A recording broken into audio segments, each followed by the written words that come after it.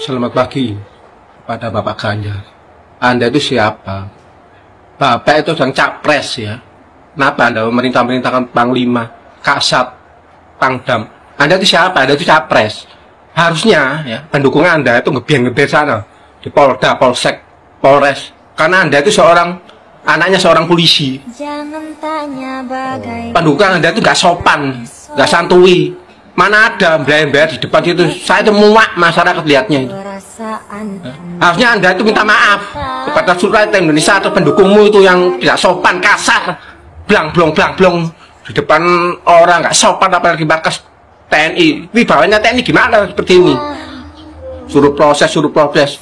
Anda saya doakan ya, Mas Ganjar, ingat ya, Anda saya doakan tidak pernah jadi presiden, amin. Dan Anda menyesal seumur hidup. Saya doakan ya. Terima kasih.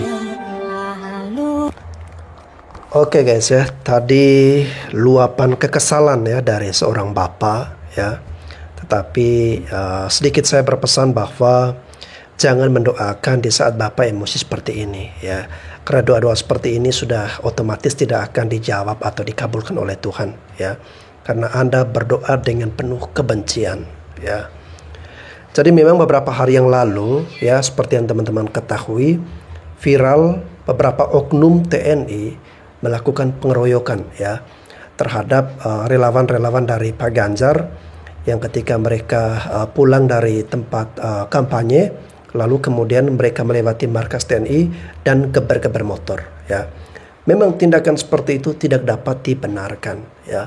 Itu merupakan tindakan yang salah ya.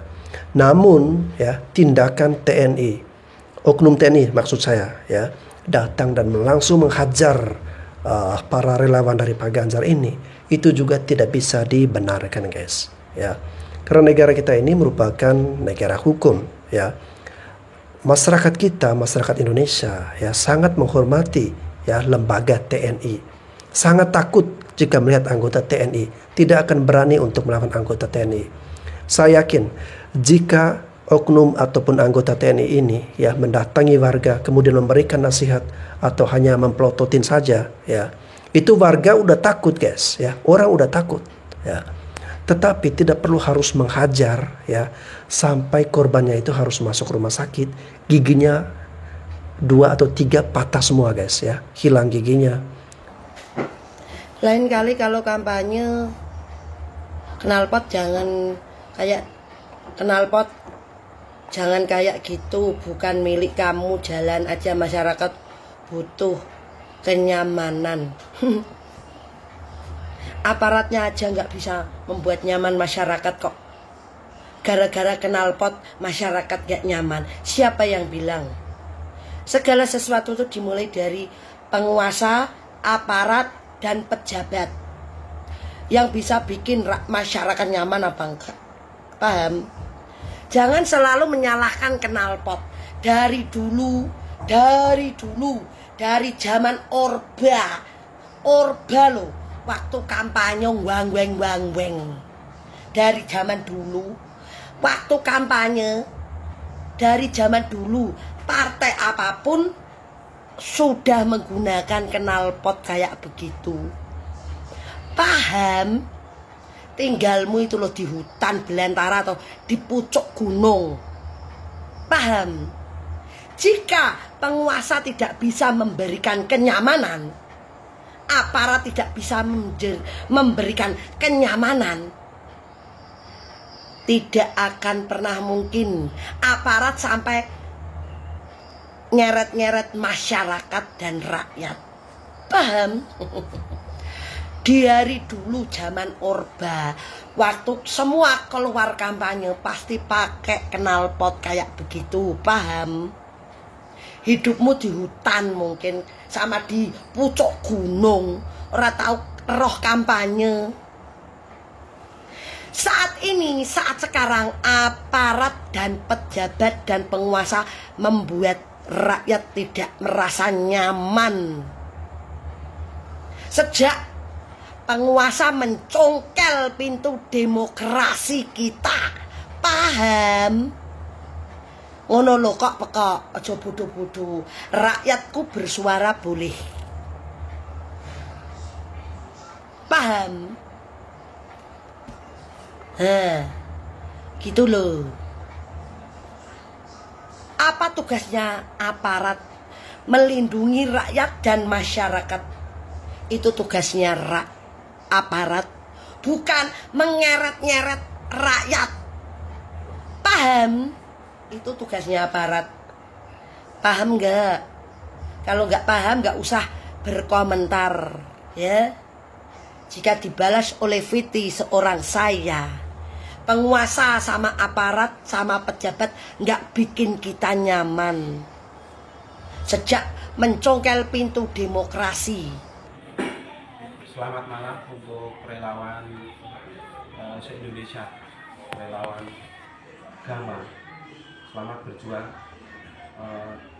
Saya minta bantuan untuk TKRPP sama TKN untuk bantuan hukumnya, karena kasus ini sudah sangat tidak manusiawi. Terima kasih untuk rekan-rekan dari relawan khususnya Solo Raya atas dukungannya. Terima kasih. Pak Ndul, ya Mas, ada yang bilang Pak Ganjar itu tidak layak untuk memimpin Indonesia. Gimana Pak? Masa baru tahu itu? Loh, iya toh Pak? Waduh Mas ya. Oh no. Pak Ganjar itu memang tidak layak memimpin Indonesia. Pak Ganjar itu layak memimpin dunia. Pak Ganjar itu kualifikasinya sudah sekelas pemimpin dunia. Maka dengan kualifikasi Pak Ganjar Mahfud, insya Allah bisa membawa Indonesia yang sejahtera, adil dan makmur, membawa Indonesia yang lebih unggul. Pak Ganjar, Pak Mahfud dengan didukung oleh rakyat, insya Allah semua cita-cita menjadi zizi. Oke. Bismillahirrahmanirrahim. Assalamualaikum warahmatullahi wabarakatuh. Kami dari Forum Komunikasi Bantuan Polisi Pamung Praja Kabupaten Garut menyatakan Indonesia membutuhkan pemimpin muda di masa depan. Mas Gibran Raka Buming Raka. Terima kasih. Pemimpin muda di masa depan. Mas Gibran Raka. Assalamualaikum warahmatullahi wabarakatuh. Buat saudara-saudaraku sebangsa setanah air, dari Sabang sampai Merauke, dari Miangas sampai Pulau Roti, semoga panjenengan semua mendapatkan rezeki yang melimpah, umur yang barokah, keluarga yang sakinah, mawaddah warahmah, amin ya rabbal alamin. Aku akan mengomentari postingan video sekumpulan satuan polisi Pamung Praja yang dengan terang-terangan mengumumkan bahwa Indonesia membutuhkan pemimpin muda yang cerdas, yaitu Gibran Raka Buming Raka. Emang boleh? Katanya netral. Astagfirullahaladzim. Emang masih kurang kemarin mengumpulkan abdesi kepala desa seluruh Indonesia. Katanya netral, nggak ada intervensi. Aduh ya Allah. Pak Lurah, ini bukan negaramu. Mereka dibayar pakai uang pajak rakyat. Kalau semuanya sampean kerahkan untuk mendukung anak sampean yang belum cukup umur dan belum berpengalaman sekali untuk ngurus negara ini, ya tengok aja nanti. Masyarakat sudah muak, masyarakat sudah jengah, masyarakat sudah sudah tidak percaya terhadap Pak Lurah. Kenapa saya bilang nggak percaya? Harusnya ya, kalau orang-orang itu mendukung sampean, kan rating sampean, kepercayaan sampean itu kan 70% lebih. Ditambah suara Pak Prabowo sekitar berapa persen itu ya dari partainya. Harusnya itu sudah 50% lebih. Tapi kenapa? Untuk naik ke angka 50 aja susah sekali. Berarti kan ada banyak orang yang kecewa dengan panjenengan Pak Lurah ya. Tolonglah netral sedikit ya. Takut kalah ya anak sampean ya. Aduh ya Allah, kadang-kadang geli nengok berita-berita seperti ini. Semuanya digiring untuk paslon 02. Semua diistimewakan, bahkan melanggar. Bawaslu pun diam tutup mata. Ada yang bagi-bagikan, tim suksesnya pun pakai kacamata kuda. Ya Allah, yang bikin saya heran lagi begini. Setiap kampanye sepi, setiap kemana-mana kampanye biarpun ada doorpress sepi. Tapi kenapa surveinya selalu tinggi? Apakah surveinya masuk angin? Walau alam. Ya Allah, aku tidak akan mendukung anaknya Pak Lurah. Aku akan mendukung Paslon 03 Pak Ganjar Pranowo dan Pak Mahfud MD. Salam waras, salam NKRI Kamati, assalamualaikum warahmatullahi wabarakatuh. Deka. Oke guys ya, beberapa waktu yang lalu viral juga ya video dari diduga ini anggota-anggota Satpol PP Garut guys ya, yang dengan terang-terangan, dengan berani, dengan sangat terbuka guys menyatakan dukungannya kepada salah satu pasangan calon tertentu ya, yakni Prabowo Gibran ya. Nah ini kan semakin membingungkan, semakin meresahkan ya, di mana mereka sebagai Satpol PP ya yang dibayar oleh negara untuk membantu pemerintah daerah ya, tapi malah terlibat aktif dalam kampanye seperti ini ya. Jelas ini melanggar aturan guys ya, melanggar peraturan. Tadi sudah kami sidangkan ya. Tentu saja kita sudah memutuskan karena sesuai dengan ketentuan di sini yang bersangkutan kena skorsing. Jadi yang pelaku utamanya itu saudara CI ya, itu kita skorsing selama 3 bulan tanpa ada tunjangan. Jadi di skorsing 3 bulan, terus yang lainnya di skorsing 1 bulan itu pun tanpa tunjangan. Ini selama skorsing itu dalam pemantauan dari petugas PTI, jadi penegak disiplin internasional, internal ya. Ini apabila dalam masa skorsing tersebut melakukan hal yang sama, itu langsung dilakukan pemutusan.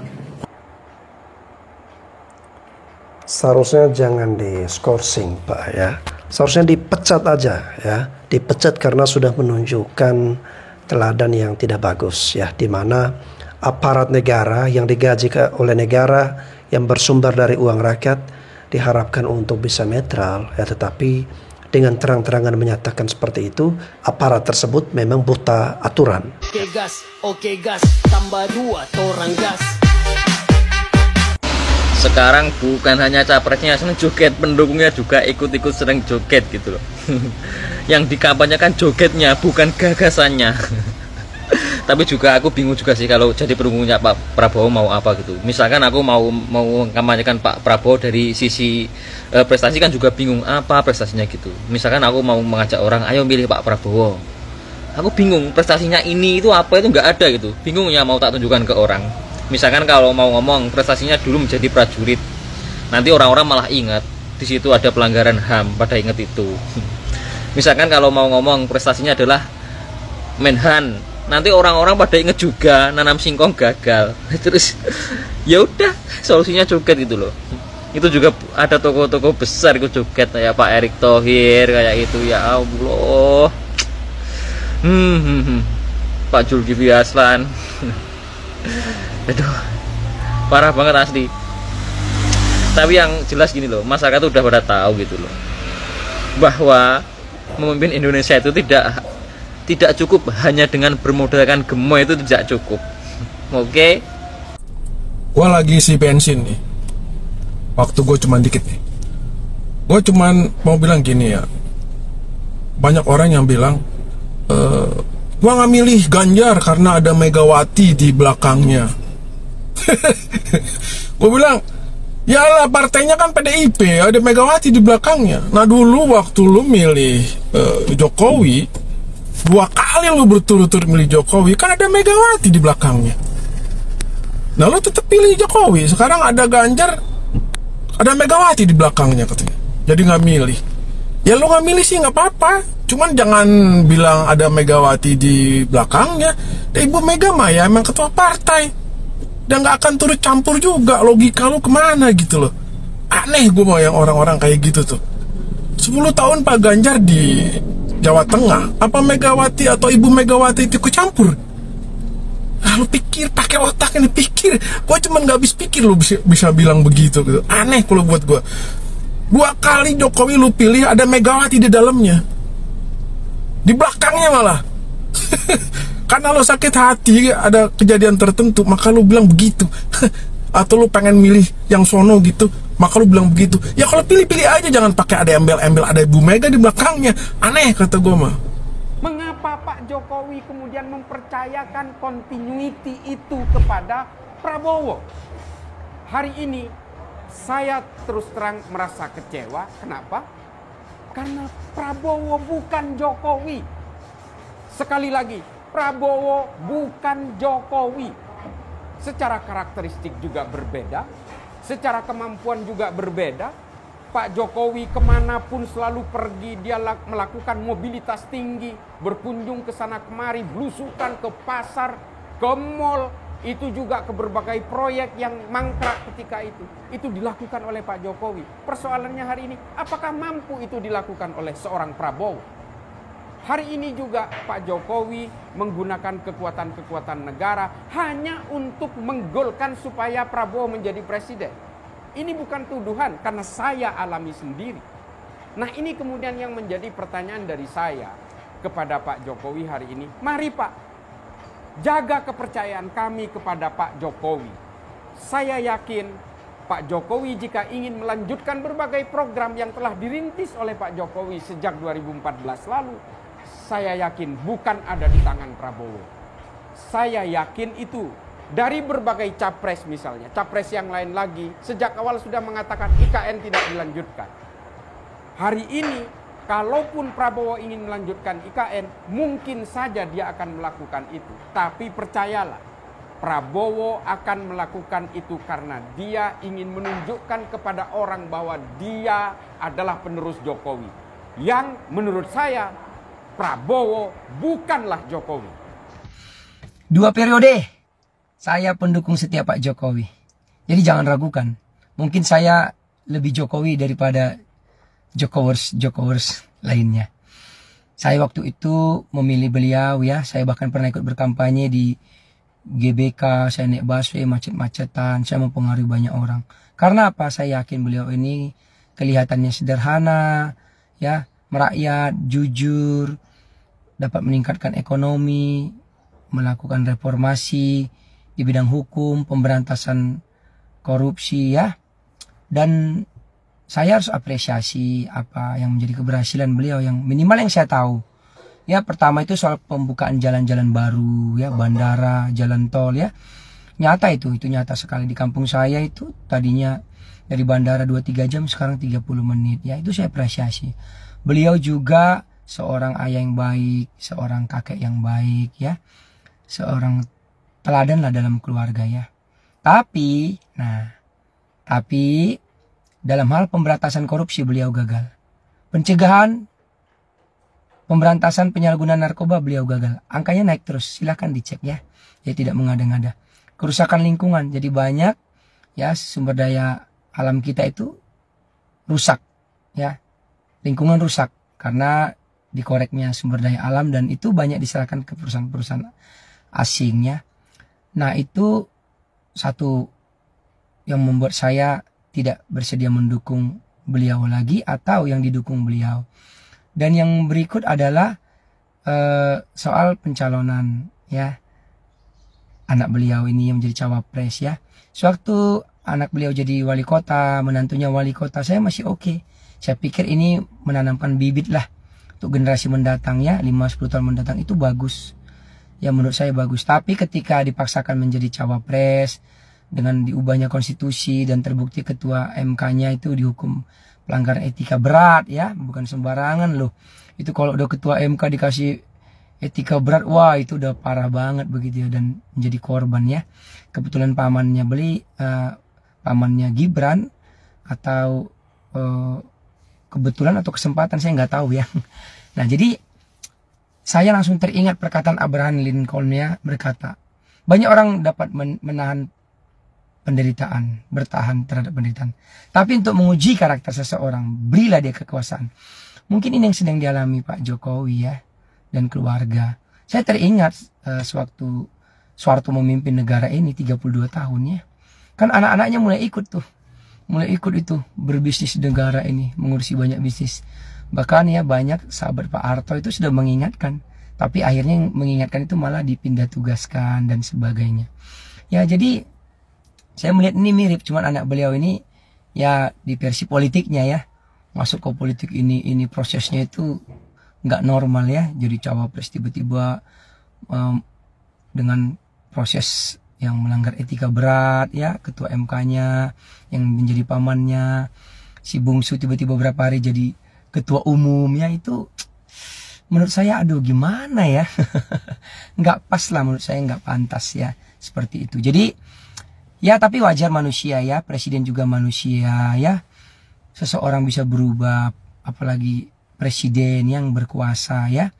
Ada istilah mungkin power syndrome, atau ingin mempertahankan kekuasaan atau bagaimana ya. Jangan presiden ya, pasangan kita aja bisa berubah, anak kita bisa berubah, teman kita berubah ya. Jadi saya menggunakan hati nurani dan rasionalitas saya berbeda dengan pilihan Pak Jokowi, karena dalam hal ini sangat-sangat tidak tepat ya. Saya tidak mau cinta buta ya, tapi saya tetap menghargai, menghormati Pak Jokowi sebagai presiden yang baik. Basmi korupsi, stop narkoba, solusi Indonesia maju. Salam pemuda Indonesia maju. Bang, ente ini coba kasih satu nama anak presiden yang sukses di politik selain Gibran. Megawati. Ibu Megawati menjabat sebagai presiden, menjabat sebagai ketua partai di saat bapaknya sudah tiada, alias Ibu Megawati mendapatkan itu semua secara mandiri. Megawati ya, bahkan Pak Jokowi bisa sukses karena partainya Bu Megawati. Gibran bisa terkenal karena Pak Jokowi. Dari mana partainya? Partai PDIP. Siapa ketuanya? Ibu Megawati. Bahkan bukan cuman Bu Megawati yang sukses, tapi ia bisa membesarkan nama-nama yang lain. Ingat, Megawati. Purwakarta Uban Alim Prabowo Gibran. Ngimpi, coba tebak. Baliho yang saya pasang itu di mana ya? Mana coba? Hah? Apa sih itu? Apa sih? Coba sih. Kalau nggak bisa jawab berarti ngadi-ngadi orang Purwakarta. Orang Mesir juga bisa ngaku orang Purwakarta, orang India juga bisa ngaku orang Purwakarta. Purwakarta itu tidak bodoh. Purwakarta itu terbelah menjadi dua, 40% Pak Anies, 40% Pak Ganjar. Yang 20%-nya macan gorong-gorong. Apa sih itu? Apa sih? Orang Purwakarta mau diajak-ajak sama Pak Guru? Enggak. Ya, enggak mau diajak-ajak sama Pak Guru. Dan tidak mau dibodoh-bodohin lagi. Ya. Purwakarta tuh terbelah menjadi dua suaranya. 40% Pak Anies, 40% Pak Ganjar. Yang 20%-nya macan gorong-gorong. Salam Indonesia. Salam orang-orang keren. Merdeka. Saya ingin mengutip dari sebuah kata-kata motivasi dari Jenderal Sudirman. Tentara tidak boleh menjadi alat satu golongan atau orang siapapun juga. Ini berbicara seorang tentara. Tidak boleh menjadi alat satu golongan atau orang siapapun juga. Nah, di dalam pemilihan umum ke depan, khususnya di dalam Pilpres di 2024, saya berharap namanya tentara netral dan tidak lagi ada cawe-cawe. Dan saya percaya tentara-tentara Republik Indonesia adalah orang-orang yang mencintai merah putih, yang mencintai negaranya. Dan saya berdoa juga untuk kejadian yang di Boyolali, semoga semuanya cepat selesai dan ditemukan persoalan-persoalan dan sebab akibatnya. Karena saya percaya kalau yang namanya dari zaman dulu kampanye waktu saya masih pertama kali saya nyoblos di tahun 97, banyak anak-anak muda naik motor, knalpotnya memang dicopot supaya kelihatan keren. Ngong ngong ngong ngong ngong, bahkan mobil-mobil, banyak dulu mobil-mobil tuh yang sampai pintunya dicopot, terus ya di jalannya ajuk-ajuk karena mereka ingin merasakan, pengen merayakan yang namanya kemeriahan di saat Pilpres ini. Saya berharap semua instansi yang ada, mari kita jaga pemilu ini dengan damai. Dan buat semua para teman-teman relawan Ganjar dan Pak Mahfud MD, mari kita terus berjuang. Jangan pernah kita menyerah. 3 hal yang harus kita lawan. Berbicara kezaliman, berbicara kecurangan, berbicara kebodohan. Kita harus lawan itu semuanya. Kenapa? Kita tahu hari-hari ini kekuatan oligarki yang menekan semua instansi. Bahkan kita juga sudah melihat video-video PNS-PNS yang di Subang, di Garut mungkin, atau mungkin saya salah, di Garut. Ini berbicara tentang PNS Satpol PP yang mendukung calon wakil presiden, yaitu dari pasangan nomor urut 2. Saya cuma berpikir satu hal, hari ini Indonesia tidak lagi mudah untuk kita memperebutkan kemenangan yang sebenarnya, kemenangan yang seutuhnya, kemenangan yang adil. Karena saya percaya banyak cara yang akan dilakukan pasangan calon nomor 2. Saya banyak ketemu dengan teman-teman saya yang mereka sudah hampir terhipnotis. Mereka terbujuk dengan rayuan-rayuan yang sudah diberikan dari pasangan calon nomor 2. Saya tidak antipati kepada pasangan calon nomor 2. Apapun hari ini, carilah pemimpin yang memiliki hati nurani. Carilah pemimpin yang berjuang dengan benar-benar. Bukan melewati kecurangan-kecurangan yang ada, menghalalkan segala cara. Saya berharap bahwa kita akan memiliki pemimpin ke depan, pemimpin yang hebat. Saya jujur kenapa saya juga memilih Pak Ganjar dan Pak Mahfud MD. Saya cuma melihat ada 3 yang mereka bisa lakukan saat ini yang sudah nyata. Ya, mereka adalah orang-orang yang ada di yudikatif yang pertama, mereka ada orang di legislatif, mereka ada yang di eksekutif. Mereka adalah orang-orang yang punya potensi, itu yang pertama. Kedua, aku cuma mau bilang, program-programnya Pak Ganjar dan Pak Mahfud MD jelas. Program mereka clear, program mereka nyata. Mereka tidak ada yang namanya suap-suap, tidak ada yang namanya kecurangan, tidak ada yang menghalalkan segala sesuatu. Mereka adalah orang-orang yang kerja, mereka adalah orang-orang yang amanah melakukan sebuah hal untuk Republik Indonesia. Yang ketiga, mereka ini adalah orang-orang yang siap membawa terobosan. Mereka yang siap memberantas korupsi. Nah, itulah yang saya melihat pasangan ini adalah pasangan yang cocok gama, Ganjar Pak Mahfud MD. Nah, jadi pada hari ini, kenapa saya bisa memilih Pak Ganjar dan Pak Mahfud MD menjadi calon presiden di 2024? Karena saya melihat sepak terjang mereka, sepak terjang yang baik, sepak terjang yang benar. Dan saya mau mengajak seluruh masyarakat Indonesia hari ini, mari jadilah orang yang waras, jadilah orang yang memiliki hati nurani, bukan karena ikut-ikutan, bukan karena cawe-cawe, bukan karena bagi-bagi proyek, bukan karena juga uang. Jadi sekali lagi, mari kita jaga Indonesia ke depan menjadi Indonesia yang sungguh luar biasa, indah, dan juga berdaulat. Salam Indonesia, salam orang keren. Merdeka! Oke guys ya, menjelang pemilihan presiden di tanggal 14 Februari, situasinya semakin memanas. Beberapa waktu yang lalu ada Pol PP dari Garut yang menyatakan mereka mendukung pasangan calon nomor urut 2 Prabowo Gibran, ya. Padahal peraturan tidak memperbolehkan, ya, aparatur sipil negara untuk terang-terangan melakukan kampanye seperti itu, ya, atau mendukung salah satu pasangan calon, ya. Lalu yang berikutnya, ya, kejadian di mana relawan-relawan Ganjar dihajar oleh oknum-oknum TNI yang saat ini mereka masih dirawat di rumah sakit, ya. Tentu tantangan-tantangan ini semakin membuat kita semua sebagai pendukung Ganjar Mahfud untuk tetap tegar dan kuat dan semakin yakin serta optimis bahwa Ganjar Mahfud dapat melewati ini semua dan dapat memenangi pertarungan Pilpres di tahun 2024 mendatang, ya.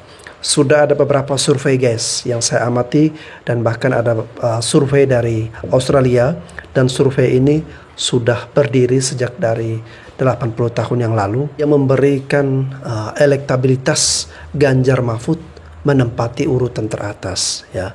Nah, ini semakin memicu semangat dan motivasi yang tinggi bagi para pendukung-pendukung Ganjar Mahfud untuk yakin dan optimis bahwa Ganjar Mahfud nanti akan memenangi pertarungan Pilpres mendatang, ya. Kenapa kita semua begitu percaya kepada Ganjar Mahfud? Karena kita ingin menyerahkan bangsa dan negara kita ini ke orang-orang yang tepat. Kita ingin mengambil tongkat estafet dari Pak Jokowi, lalu menyerahkan kepada orang-orang yang sudah punya pengalaman, orang-orang yang memiliki kapasitas dan integritas.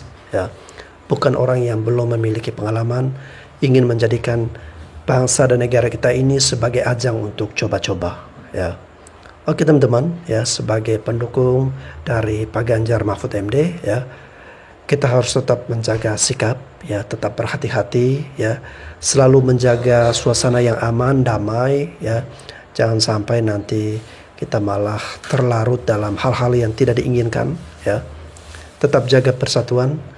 Terima kasih sudah menyaksikan video ini, sampai jumpa lagi.